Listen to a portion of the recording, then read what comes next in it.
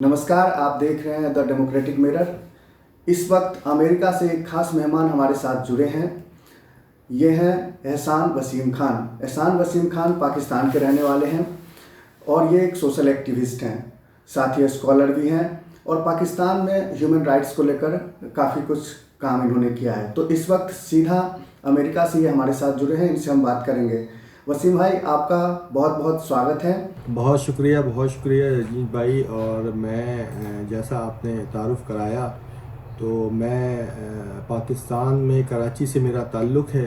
पैदाइश मेरी कराची की है, तो हमारा तो आपको सिलसिला पता है, जो कराची में लोग रहने वाले हैं तो उनका ताल्लुक़ और उनकी वाबस्तगी हिंदुस्तान से रही है और एक पूरी तारीख़ है। तो मैं वहाँ पे सियासत का तालिब इल्म रहा और NGOs में, इंटरनेशनल NGOs में as a human right activist और एज ए डिबेटर भी डायलॉग को प्रमोट करता रहा। तो ये है हमारा तारुफ। जी जी। तो जैसा कि आपने बताया कि आपकी पैदाइश कराची में है और आपकी फैमिली जो है वो हिंदुस्तान से माइग्रेटेड है। बंटवारे के बाद आप लोग पाकिस्तान चले गए थे। तो मैं आपसे जानना चाहूँगा कि आप लोग वहाँ एज ए रिफ्यूजी कहलाते हैं या माइग्रेंट कहलाते हैं या फिर आप पाकिस्तान के सिटीजन कहलाते हैं? ये तो बहुत आपने अच्छा सवाल किया। हम लोग तो ये सवाल समझा कर पाकिस्तान में मतलब एक बहुत मुश्किल से गुज़र चुके हैं कि जब हम यहाँ हिजरत करके आए तो पूरी उसकी एक दास्तान है कि हमारे साथ, हमारे बड़ों के साथ जो जुल्म हुआ, जो कत्लेआम हुआ, अच्छा वो तो दोनों तरफ से ही हुआ, तो उस पर मैं इतनी बात नहीं करूँगा बहरहाल, लेकिन वो एक तारीख़ है। तो हम जब यहाँ आए और तो हम अपनी वहाँ पे, ये फैक्ट है, ये किताबों में लिखा जा चुका है, इस पर रिसर्च हो चुकी है, हिस्टोरियन इस पर मुत्तफ़िक़ हैं कि जी वहाँ से जो लोग हिजरत करके आए सिंध के शहरी इलाकों में, तो वो एक माल जायदाद, वो वहाँ पर उनके बिजनेस थे, उनकी नौकरियाँ थीं, उनकी हवेलियाँ थीं, सोना चांदी जेवरात, एक बेहतरीन ज़िंदगी। और जब वो यहाँ आए तो लुटे पुटे आए, बग़ैर किसी चीज़ के साथ आए, बड़ी मुश्किल से अपनी जान बचाकर यहाँ पहुँचे। तो जब ट्रेन दाखिल हुई पंजाब में तो उनको वहाँ के बाशिंदों ने पैगाम दिया कि पाकिस्तान तो आगे है। और वो जब सफ़र करते हुए, गुज़रते हुए, बिल्कुल आखिर में कराची में एक ऐसी बस्ती के जो बिल्कुल आबाद नहीं थी, एक ऐसा शहर जिसमें बहुत कम चीज़ें मैसर थीं, तो वहाँ पे इन्होंने सकूनत अख्तियार की हमारे जो हिजरत करने वालों ने। तो वहाँ पे हमने फिर जब ज़िंदगी शुरू का आगाज़ किया तो हमें वहाँ पर मुख्तलिफ़ नामों से पुकारा गया। सबसे पहले तो वहाँ पे के जो पहले से मौजूद बाशिंदे थे, जैसे बलोची हैं, पंजाबी हैं, सिंधी हैं, पठान हैं, पख्तून हैं, तो उनकी अपनी एक पहचान थी। तो वो हमसे ये सवाल करते थे कि आप कौन हैं, और वो हमें हिंदुस्तानी कहकर पुकारते थे। तो अब जब हम एक फ़ैसला करके पाकिस्तान आ गए और हमने ये फ़ैसला कर लिया कि हमने पाकिस्तान को मुंतखब कर लिया, और अगर आप हमें हिंदुस्तानी कहकर पुकारेंगे तो जाहिर सी बात है कि ये दुख और तकलीफ़ की बात है।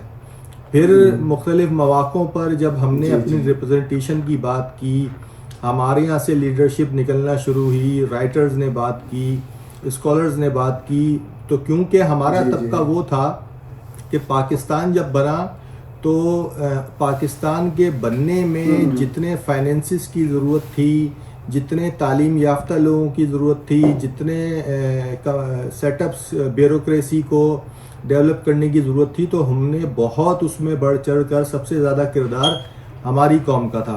ये आपने कहा कि आप माइग्रेट होकर के वहाँ गए थे, लेकिन जहाँ तक इतिहास की बात है तो पाकिस्तान बनाने में जो अहम योगदान है वो जो हिंदुस्तान से जो पाकिस्तान मुस्लिम्स गए थे उनका विशेष योगदान है। पाकिस्तान को लेकर के जो आंदोलन चला वो अलीगढ़ के आसपास चला, यूपी, बिहार, यहाँ के मुसलमान बढ़ चढ़ कर इसमें हिस्सा लिए। और जब एक बार पाकिस्तान बन गया और आप लोग यहाँ से पाकिस्तान गए और वहाँ जाकर आपको इन हालातों का सामना करना पड़ा, तो क्या आप लोगों को कैसा लगा? मुश्किल हालात थे और मतलब यहाँ तक ये फीलिंग भी डेवलप हुई कि जी मतलब कि कहीं ना कहीं ये आवाज़ उभरी कि हमसे कोई गलती हो गई है। फिर उस वक्त हमारे लोगों को अबुल कलाम आज़ाद साहब के वो अल्फाज याद आए कि आप एक ऐसी जगह जा रहे हैं कि जहां आपको अपनाया नहीं जाएगा। मज़हब के नाम पर, सकाफ़त के नाम पर आप पर हमले होते रहेंगे और एक वक्त ऐसा आएगा कि आप वहाँ एक अनजानी सी कैफियत में मुब्तला हो जाएंगे।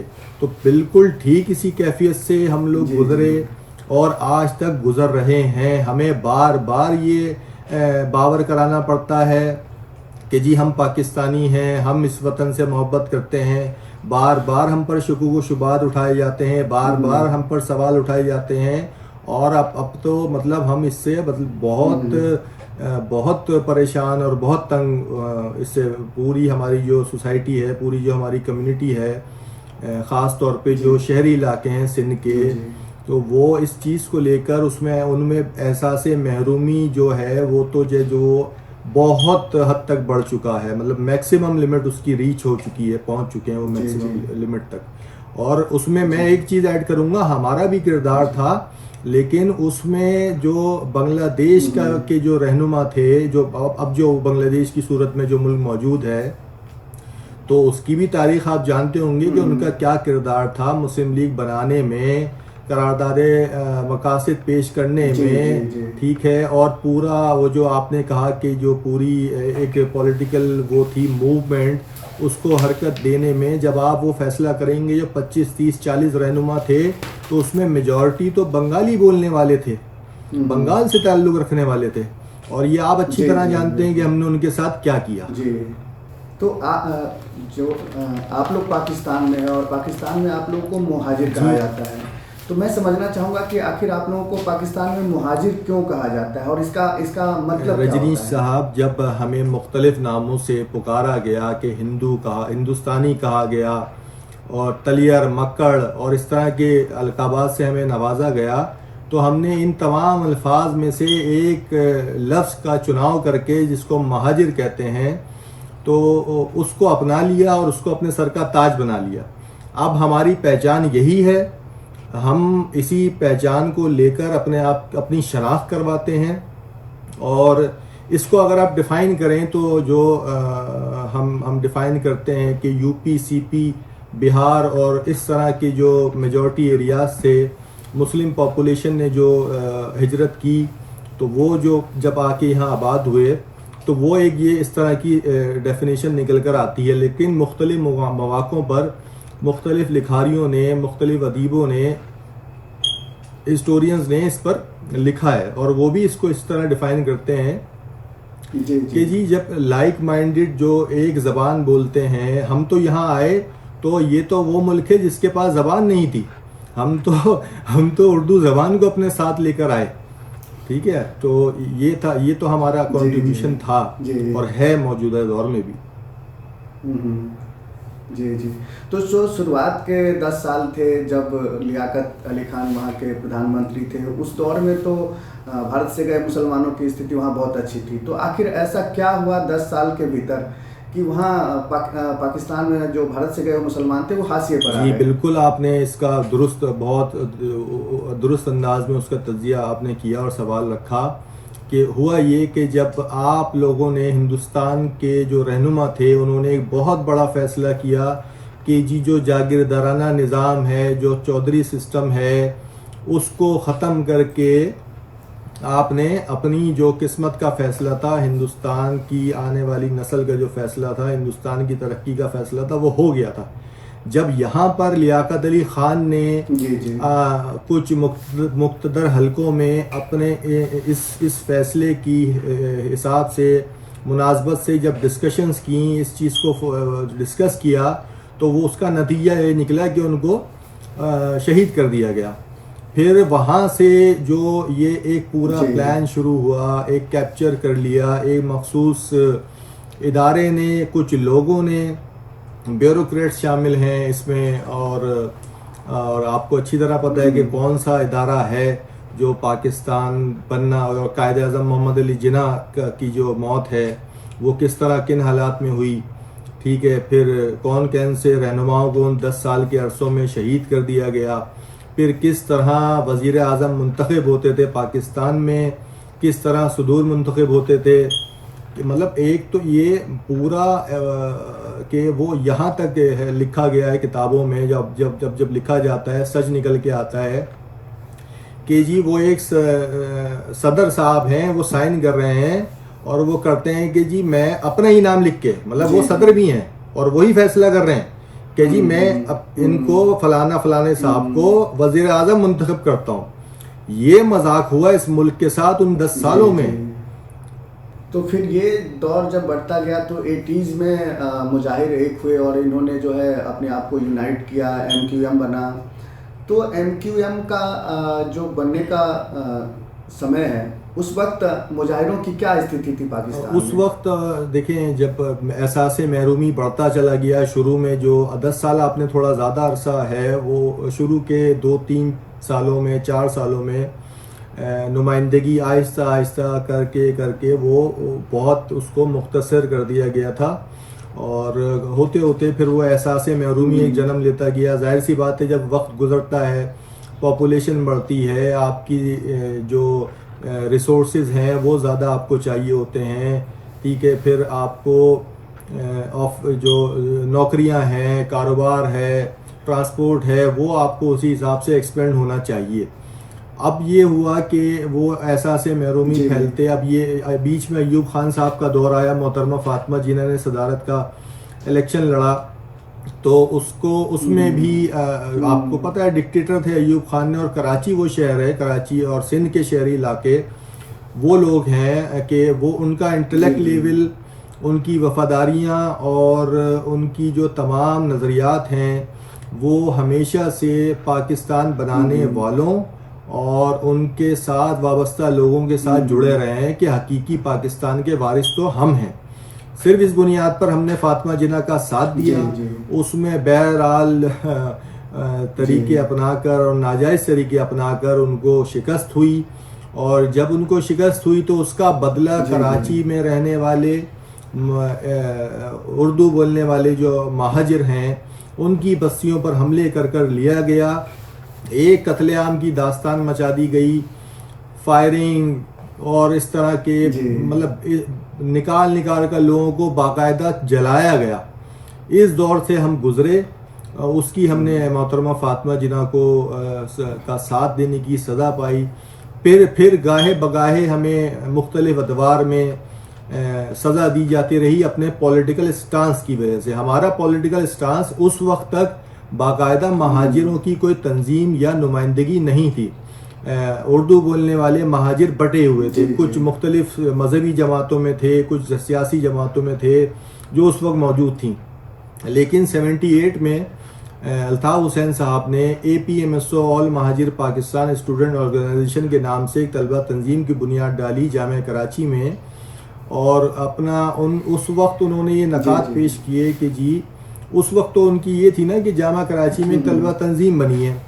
अब उस पर भी ये सवाल होता है कि जी इन्होंने लसानियत का पैगाम दिया। भाई लसानियत का पैगाम आप पूछें उन लोगों से जो सियासतदान उस अदवार में मौजूद थे, 100 से ज़ायद लसानी तंजीमें जामा कराची में मौजूद थीं, छोटे छोटे ग्रुप्स के नाम पर।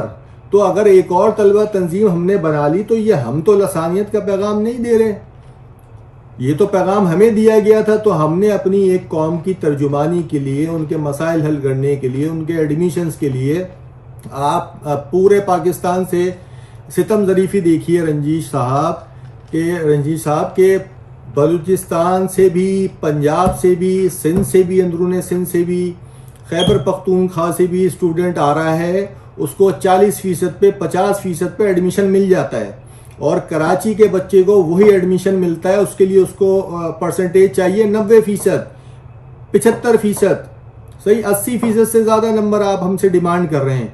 तो जब ये देखा, फिर ये एहसास ये भी उसमें है जो कि अल्ताफ़ हुसैन साहब ने इसको बयान किया है कई मौक़ों पर, किताबों में इसके बारे में बात हो चुकी है, लिखा जा चुका है कि जब कोई हमला होता था कि ये बुनियादी तौर पर हम भी देखें, हम जो कौम है या जो रेस हैं, तो हमारी एक साख्त है, हमारी एक जिस्मानी साख्त है, ठीक है, हमारा एक गुफ्तगू का अंदाज़ है, हमारा एक सोचने का अंदाज़ है। तो वो हमें इस तरह से एक मैसेज दिया जाता था कि हम कमज़ोर हैं, हम लड़ नहीं सकते, हम मुकाबला नहीं कर सकते। तो वो हमें कभी कोई मजाक उड़ाए, कभी कोई मारे, जिसका जी चाहे मार दिया, जिसका जी चाहे घर में घुस गया, जिसका जी चाहे हमला कर दिया। तो इन तमाम फैक्टर्स को देखते हुए APMSO बनी। APMSO में उस वक्त एक मजहबी तंजीम है जमात इस्लामी, उसकी तलबा तंजीम थी इस्लामी जमीयत तलबा। ये वो लोग थे जिन्होंने कलाशनकोफ कल्चर का वो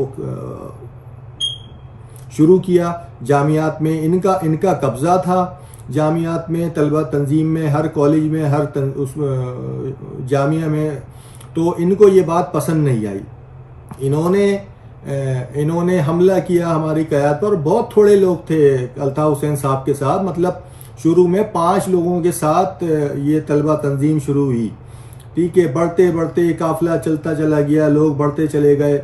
फिर इनको एक वक्त ऐसा आया कि कातलाना हमला हुआ और जामिया कराची से अल्ताफ़ हुसैन साहब और उनके साथियों को निकल कर जाना पड़ा। तो उस वक्त उन्होंने ये फैसला किया कि हमें अब कराची के इलाकों में जाकर अपना पैगाम फैलाना चाहिए।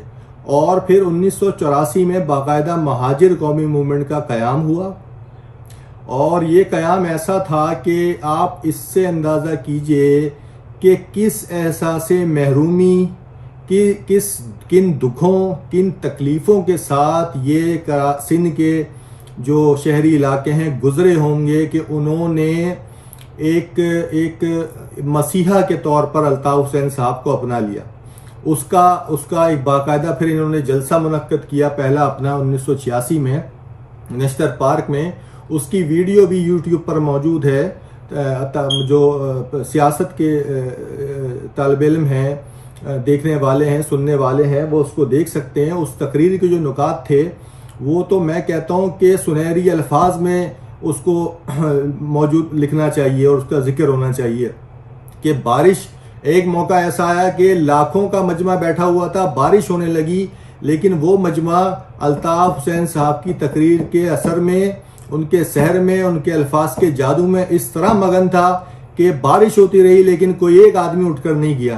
तो ऐसा क्या पैगाम था? उन्होंने कोई जोर ज़बरदस्ती तो नहीं की थी। हाँ, लेकिन हालात ऐसे हुए कि उनको मुल्क छोड़कर बाहर जाना पड़ा और इस वक्त वो एक रिफ्यूजी की तरह ज़िंदगी अपना जी रहे हैं। ब्रिटेन में वो रह रहे हैं। हाल फिलहाल के दिनों में मैंने उनका एक इंटरव्यू देखा था जिसमें वो प्रधानमंत्री मोदी की तारीफ कर रहे हैं और वो कह रहे हैं कि भारत उन्हें शरण दे। तो अब उनकी डिमांड क्या है? MQM अब क्या चाहता है? रजनीश साहब, इसको इस तरह समझिए कि हम जब हमने पहला बल्दियाती इलेक्शन लड़ा लेट 90s में, तो हमें उसमें कामयाबी मिली।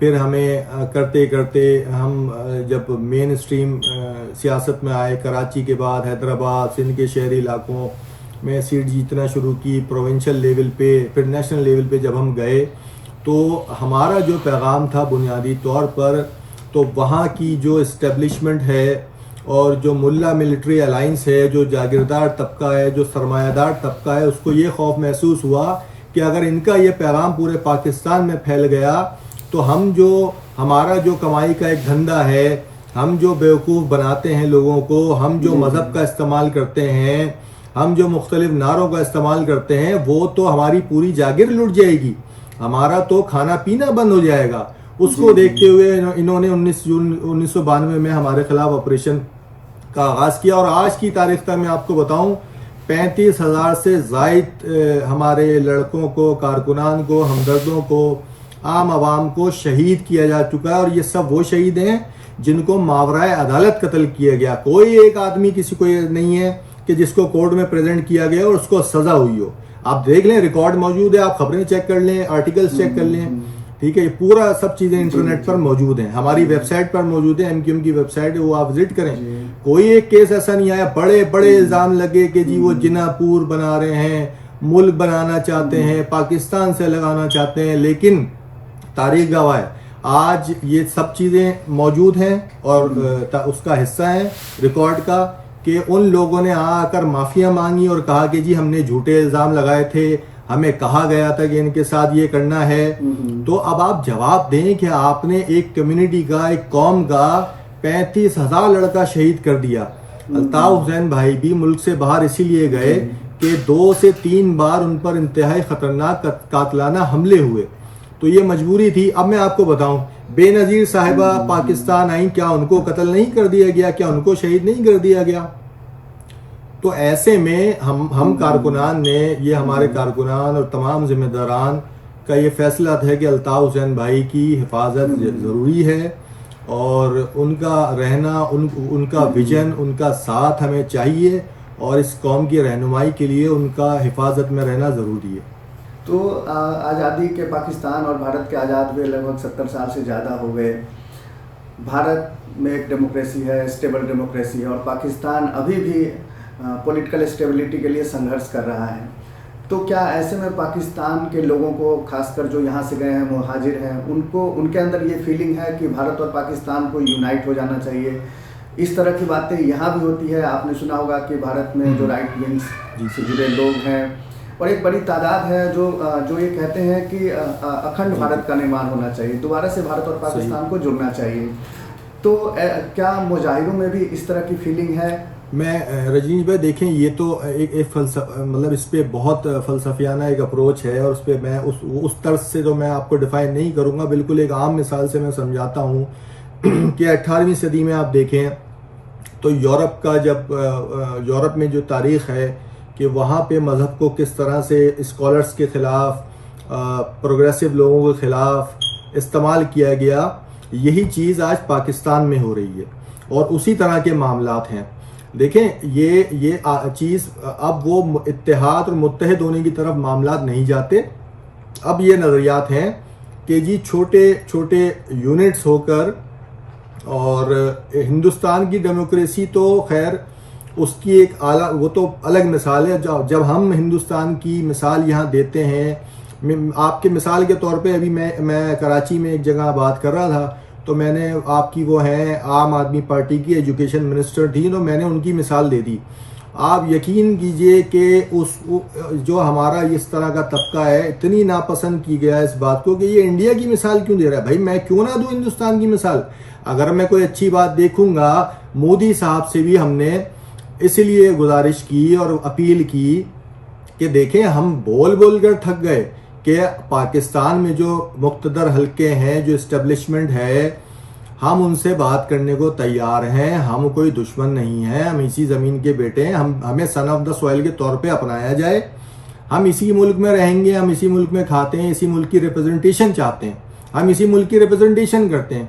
मिसाल के तौर पे हमारा कराची से कोई आपके यहाँ मेहमान आएगा तो उसकी पहली पहचान तो पाकिस्तान है। फिर वो आपसे कोई तफसील में डिफाइन करेगा कि मेरा ताल्लुक यहाँ से है, मैं इस सूबे से हूँ, मैं इस शहर से हूँ, मैं इस कम्युनिटी से हूँ। अब जैसे आपका नेशनलिज्म की मिसालें दी जाती हैं इंडिया में, वो नेशनलिज्म क्यों है?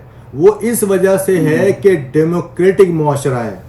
मोदी साहब को असेंबली में एक नौजवान खड़े होकर इशारा करके उनके खिलाफ स्टेटमेंट दे सकता है, राहुल गांधी के खिलाफ स्टेटमेंट दिया जा सकता है, आम आदमी की पार्टी के खिलाफ खुलकर बात की जा सकती है। ये है डेमोक्रेसी। जब हम इसकी मिसाल देते, ऐसी डेमोक्रेसी पाकिस्तान में नहीं है। आज तक वही मुल्ला मिलिट्री अलायंस है। आप मौलवी को ज़रा बोलें कि जी ये इस्लाम का इस्तेमाल नाजायज़ तौर पर कर रहा है तो वो मिलिट्री को बुरा लग जाता है। मिलिट्री को ज़रा आप कुछ बोलें, अभी जो हालात थे, जो इमरान खान साहब की हुकूमत गिरने के बाद जो हालात और वाक़यात पाकिस्तान में बने, आप उससे वाकिफ़ होंगे। इनकी जो मिलिट्री है, वो जो इस्टेब्लिशमेंट है, इनकी रेटिंग बिल्कुल मामूली तौर पर चली गई और बहुत ये पूरे पाकिस्तान में इनकी बदनामी हुई और ये एक्सपोज हो गए खुल के। अब आप शुरू करें कि जी वो जो बेचारा सब्जी बेचने वाला है, वहाँ से लेके आप शुरू करें इंटरव्यू करना, चलना, और आप जाएं खैबर तक, सही, वहाँ तक इनको लोग बुरा भला बोल रहे हैं। इस तरह से ये एक्सपोज हो चुके हैं। तो अब ये कर रहे हैं मौलवियों का इस्तेमाल कि उनसे मुख्तलिफ किस्म के फतवे, उनसे मुख्तलिफ किस्म की वीडियो। अब ये चीज़ नहीं चलेगी। अब ये फैसला कर लें बैठ के कि पाकिस्तान की जो रियल क़यादत है, जो नेचुरल क़यादत है, उसको आप आने दें। ये तंजीमें बनाना, तंजीमें तोड़ना, पार्टियां बनाना, जाली लीडर बनाना, उनको प्रेजेंट करना, उनको इंतखाबात में जितवाना और उनको अपने मकासद के लिए इस्तेमाल करना, इसका खात्मा होना चाहिए। ये डर आज तक कायम किया हुआ है पाकिस्तान में कि जी इंडिया हमला कर देगा। मोदी साहब ने तो इसको पूरा उड़ा के रख दिया, और मैं तो उनको खराज तहसीन पेश करता हूँ कि उन्होंने ये स्टेटमेंट दिया। कहने लगे जी, उनका वीडियो स्टेटमेंट मौजूद है और बहुत उसको सराहा गया इंटरनेशनल लेवल पे। कहने लगे जी मैं पाकिस्तान में बात किससे करूं, मैं सियासतदानों से बात करूं, मैं ISI से बात करूं, मैं आर्मी से बात करूं, मैं एक से बात करता हूं तो दूसरा को बुरा लगता है, मैं दूसरे से बात करता हूं तो तीसरे को बुरा लगता है। तो आप मिलकर ये फैसला कर लें कि हम किससे बात करें। तो इससे बढ़कर और क्या पैगाम दें। मतलब उन्होंने तो सच खोल कर रख दिया पाकिस्तानी निजाम का कि वहां क्या हो रहा है। आज भी आप देखें, जो खैबर पख्तूनख्वा सूबा है हमारा, वहां से एक नेचुरल क़यादत निकली है, और वही इल्ज़ामात कि जी ये मुल्क दुश्मन हैं, ये रॉ एजेंट हैं। आप कोई अच्छा बात करें, आप कोई अच्छी तकरीर करें, आप कोई इंटेलेक्चुअल बात करें, तो वो 2-3 चीज़ें हैं कि ये लादीन हैं, ये रॉ के एजेंट हैं, और ये इसराइल के हिमायती हैं। और इसी को वो मीडिया को अपने हाथ में लेके कंट्रोल। अभी डेमोक्रेसी नहीं है पाकिस्तान में, इस वक्त डेमोक्रेसी नहीं है, कंट्रोल डिक्टेटरशिप इस वक्त मौजूद है पाकिस्तान में। मेरा अभी भी कोई जी। तो पाकिस्तान में मेरा मानना यह है कि पाकिस्तान बनने के बाद से ही वहाँ आज तक एक स्टेबल डेमोक्रेसी आई नहीं है। पॉलिटिकल अनरेस्ट है पाकिस्तान पर। दुनिया के देशों में आतंकवादी हमले, खासकर भारत में हमले कराने के आरोप लगते हैं, लेकिन पाकिस्तान खुद इससे बचा हुआ नहीं है। लगातार पाकिस्तान के भीतर हमले होते हैं। एथनिक क्लेंजिंग है, जैसे आपने खुद बताया कि मुजाहिरों की क्लेंजिंग हुई कराची में। तो आप ऐसा मानते हैं, या एक पाकिस्तानी ऐसा मानता है कि पाकिस्तान का जो बनना है वो एक गलत फैसला था, एक फेक आइडेंटिटी है पाकिस्तान? रजनीश भाई, मैं तो बड़ा इस पे बुरा लगेगा लोगों को, लेकिन मैं तो खुल के बात करूंगा। मेरे कायद मतलब अल्ताफ हुसैन साहब ने इंडिया का जब दौरा किया था तो उनकी तकरीर आज तक यूट्यूब पर मौजूद है, और उनकी तकरीर के बाद तो हमें उसको इतनी सज़ा दी गई उसकी, मतलब ख़ास तौर पे अल्ताफ हुसैन साहब को तो उसका वो बड़ा वो करना पड़ा कि उसका बड़ा रद्द-ए-अमल आया लोगों की तरफ से, एजेंसीज की तरफ से, इस्टेब्लिशमेंट की तरफ से। लेकिन वो कारकुनान को भी फेस करना पड़ा निचली सतह पर। लेकिन मैं खुलकर बोलूँगा, और मैं उनके अल्फाज दोहरा देता हूँ जिससे आपको और बांग्लादेश, पाकिस्तान, हिंदुस्तान और ये जो हमारे मुल्क का जो लोग हैं जहाँ पर हमारी ज़बान बोली जाती है, कल्चर सेम है, ट्रेडिशन एक है, तो उनको पता चल जाएगा। उन्होंने कहा कि जी the creation of Pakistan was the biggest blunder in the history of mankind. तो अब इससे ज़्यादा बढ़कर बात क्या रह गई। लेकिन हम फिर भी रजनीश भाई, इसके बाद भी हम पाकिस्तान में ही रहना चाहते हैं, हम पाकिस्तान के लिए ही काम करना चाहते हैं। हमारी तो ये गुजारिश है कि हमारा शिकवा सुन लिया जाए। जो शिकायतें हैं नेचुरल लीडरशिप को आने दें, उनको इख्तियार दे दें, निचली सतह तक मुंतकिल कर दें जमहूरियत को। एक अच्छा निज़ाम, साफ निज़ाम, ठीक है, वो उसको आप कर दें। आप अपना काम करें, आप काबिल इज़्ज़त हैं, आप काबिल भरोसा हैं, ठीक है। हम नहीं चाहते किसी से, हमारा कोई ऐसा वो नहीं है। लेकिन हालात जो कहते हैं, जो ज़मीनी हालात कहते हैं, बलूचिस्तान के हालात से आप वाकिफ़ हैं, सिंध के अंदरूनी इलाकों के हालात से आप वाकिफ़ हैं, खैबर पख्तूनख्वा में जो इस वक्त तहरीकें चल रही हैं उससे आप वाकिफ़ हैं, वहाँ जो नारे लग रहे हैं, ठीक है। और मैं आपको बताऊं कि बलूचिस्तान में ये जो मिलिट्री है, इनके साथ मुकाबला चल रहा है। रोज़ दोनों तरफ से कत्ल किया जाता है कि 6 इनके हो गए, 12 उनके हो गए, ठीक है। कराची को क्यों सज़ा दी जा रही है? कराची के लोगों ने कौन सा असला उठाया था? चलें, अगर किसी इंडिविजुअल ने कोई असला उठाया तो ये उसका ज़ाती फेल था। हमने बाकायदा कोई ऐसा हमारे यहाँ ग्रुप मौजूद नहीं था, हमने उसको कभी ऑन नहीं किया।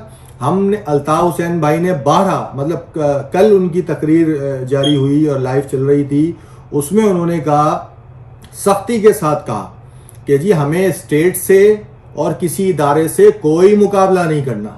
ये बिल्कुल क्लियर मैसेज था। हम तो आज कह रहे हैं आप डायलॉग करें, बैठ जाएं, तय कर लें कि पाकिस्तान को किस सिमत लेके जाना है, क्या खराबियां, पास्ट को भूल जाएं, आप भी भूलें, हम भी भूलें। आज आप बैठ जाएं, टेबल टॉक करें, ठीक है, और इस तरह के मामलात को ख़त्म करें ताकि हम भी वही डेमोक्रेसी बन सकें जो इंडिया में मौजूद है। आज आप बांग्लादेश में देखें ना क्या हुआ, यही हालात थे, यही वाक़यात थे, उनको पता चल गया।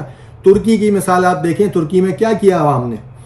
तो हम वो नहीं चाहते, हम तजाद नहीं चाहते। हम एक अच्छी तरह से अच्छे माहौल में चीज़ों को चाहते हैं। और ये जो इस तरह के मामलात हैं कि इल्ज़ाम दर इल्ज़ाम की सियासत के, वहाँ से ये हो और यहाँ से ये हो। हमारे ऊपर इतने ऑपरेशन हुए, 35,000 लड़के शहीद हुए, एक गोली हमारी तरफ से नहीं चली कि कोई एक ऐसा वाक़या हो कि जी हमने जो ये इदारे आ रहे हैं और हमारे कारकुनान को ले जा रहे हैं, उनके घर वालों ने या उस कारकुन ने कोई थप्पड़ भी किसी के मार दिया हो ले जाने वाले के, कोई एक ऐसा वाक़या रिकॉर्ड पर मौजूद नहीं है। तो भाई आप इस चीज़ को समझें। हम तो पाकिस्तान बनाने वाले हैं, हमारे दिलों से ये मोहब्बत ख़त्म नहीं की जा सकती। आप ये टैगिंग करना, ये इल्ज़ाम लगाना, अब हम यूरोप की भी मिसाल देते हैं, हम वेस्ट की भी मिसाल देते हैं, तो हम इंडिया की मिसाल, अगर कोई चीज़ अच्छी लगती है तो हम इंडिया की मिसाल देंगे।